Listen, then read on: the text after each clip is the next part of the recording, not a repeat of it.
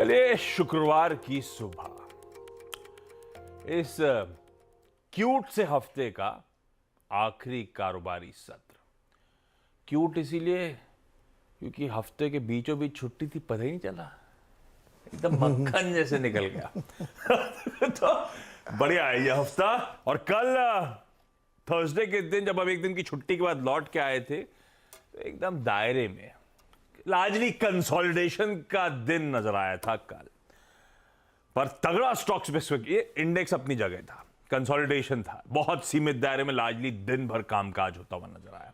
पर क्या stock specific action था कल के कारोबारी सत्र में, देखने लायक। कुछ स्टैक्स दिखाता हूं। कोई रिजल्ट्स पे चोला, कोई इंडिया मार्ट इंटरमेश के तगड़े मूव्स, सरकारी पावर कंपनीज के जलवे, कोई पीएफसी आरईसी मंगलवार के उस तगड़े उछाल के ऊपर देखिए क्या परफॉर्मेंस था।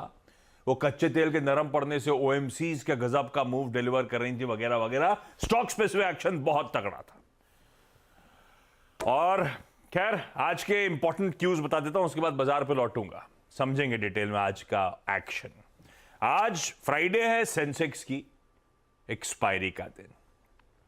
रिएक्ट करना है यूएस के कल इनिशियल जॉबलेस क्लेम्स के नंबर्स आए थे, पर उससे ज्यादा अब इंतजार रहेगा आज जो ऑल इंपॉर्टेंट यूएस की जॉब्स रिपोर्ट सामने आएगी। वो डिटेल रोजगार समाचार कहेंगे अपने जैसा, रोजगार समाचार यूएस का आता है, वो अपने अखबार में आता है, उनके ऐसे ही आ जाता है। तो डिटेल जॉब्स रिपोर्ट, हालांकि वो डिटेल पेरोल रिपोर्ट है अप्रैल महीने की, जो आज शाम को आएगी। रिजल्ट्स के लिहाज से आज भी एक इंटरेस्टिंग सेशन हमारे सामने खड़ा है।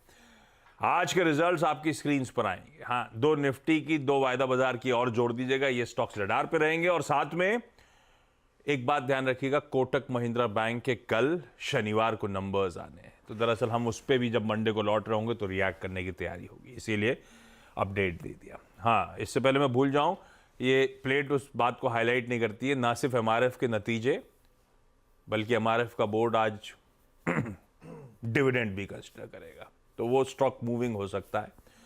भाई 1,30,000 का स्टॉक अगर 1% भी सीएमपी पे डिविडेंड दे देता तो 1,300 रुपए के आसपास आ जाता है।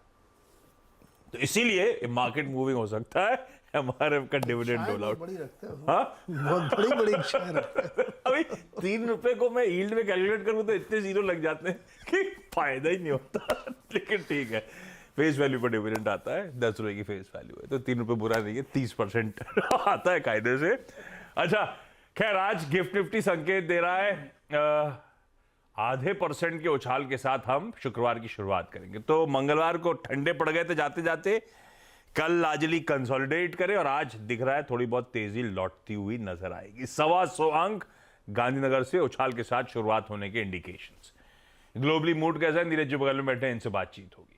आज निफ्टी बैंक की रणनीति बनाने में मदद करने के लिए राजेश सतपुते.com के राजेश सतपुते साहब आपको स्क्रीन पर रेडी नजर आएंगे। सतपुते साहब, गुड मॉर्निंग, आ रहा हूं आपके पास और हर्षदा बताएंगे सारे इंपॉर्टेंट स्टॉक्स इन न्यूज। अरे पड़ोसियों को दिखाइए जरा, गिफ्ट निफ्टी में गरीब व्यक्ति, ऐसे क्यों लिखा है? वो तो आपने हॉटपुट दिखा था, उसमें भी यही लिखा था।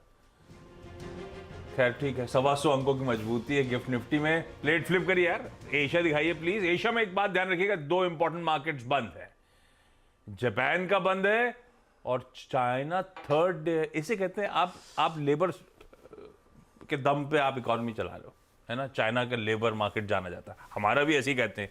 वो 3 दिन से लेबर डे मना रहे हैं, छुट्टी है 3 दिन से, और या एक दिन नहीं मिली लेबर डे की छुट्टी। बीच में एक दिन खोल के क्या हो जाएगा? और नहीं, यहाँ पे तो एक दिन भी नहीं मिली लेबर डे की, कहाँ छुट्टी थी हमारी? हम लोग मनाते नहीं। गजब है यार। और चाइना देखिए 3 दिन। तो खैर 2 इंपॉर्टेंट मार्केट्स बंद है जो खुले हुए आपकी स्क्रीन पे, सब बढ़िया कर रहे हैं। बढ़िया इसलिए कर रहे हैं कि यूएस से हैंडओवर बढ़िया आया है। हालांकि कल जब हम बंद हो रहे थे उस समय भी यूएस के फ्यूचर्स 1/3 से 3/4% मजबूत थे, पर एक्चुअल सेशन में कहां 1/3 3/4, ऑलमोस्ट 1% से 1.5% के बीच तीनों बेंचमार्क्स मजबूत, बढ़िया मोमेंटम बना। और आज सुबह के फ्यूचर्स भी आपकी स्क्रीन पे डायरेक्टर साहब रख देंगे।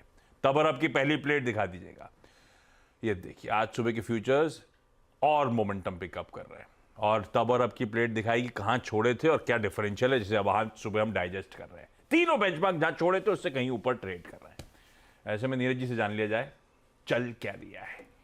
कुछ कंपनी स्पेसिफिक तो हेडलाइन में प्रोड्यूसर साहब ने लिख दिया है, उसके अलावा वो इनिशियल जॉबलेस और ये वो पता नहीं क्या क्या अपडेट्स आने थे। क्या मूड है, क्या चल रहा है, इतनी तेजी इक्विटी में क्यों? सिर्फ एक आदमी इसके लिए जिम्मेदार है, एक आदमी नहीं, एक कंपनी जिम्मेदार है। आदमी भी कह सकते हैं आप, एप्पल। तो अकेला वो स्टॉक चला कि उसके साथ उसके फेरी वाले चले? नहीं, वो चूंकि बहुत ही स्पेसिफिक खबर है इसलिए वो चला। हाँ। उसके बाद जो चले वो नतीजों पे चले। अच्छा। लेकिन एप्पल की बात मैं कर रहा हूँ, कंपनी ने इतना बड़ा बाईबैक अनाउंस किया है, $110 बिलियन का। इन्होंने कॉर्पोरेट हिस्ट्री का सबसे बड़ा बाईबैक अनाउंस किया है और लगातार 6वीं बार हर साल। तो आप 18, 19, 20, 21 वैसे सब जोड़ते चले जाओ, अपने रिकॉर्ड को उन्होंने तोड़ा। तो स्टॉक में इसीलिए 8% की तेज़ी बनी। आफ्टर आवर्स में तेज़ी बनी है क्योंकि नतीजा एकदम उसी के आसपास आया था। नतीजे भी बुरे नहीं हैं, जितना इन्होंने गाइडेंस दिया था उससे स्लाइटली बीट है। एनालिस्टों ने थोड़ी और उम्मीद लगा रखी थी, तो कुछ लोग कह रहे रेवेन्यू उम्मीद से कम आया। अरे कम कुछ नहीं आया यार, उसने बीट किया है। बावजूद कि चाइना में कितनी प्रॉब्लम है, माल बिक नहीं रहा है, रिफर्बिश फ़ोन बिक नहीं रहा है, स्टिल इतने बढ़िया नतीजे और ऊपर से बाईबैक। तो इसने मार्केट को ड्राइव किया। दूसरा जो बड़ा धांसू नतीजा आया वो क्वालकॉम का आया था। क्वालकॉम ने बहुत सॉलिड नतीजे पेश किए, स्टॉक 10% ऊपर है। पुरानी कार बेचने वाली कंपनी कारवा ने बहुत अच्छे रिजल्ट पेश किया, स्टॉक 34% ऊपर है। अभी कर लो आप महंगाई कम। पुरानी कार बेचने कंपनी का नाम कारवां है वहां पे? कारवा ओल्ड हिंदी वाला नाम है क्या? हाँ, हिंदी वाला या कैरावैन होगा उनके? नहीं,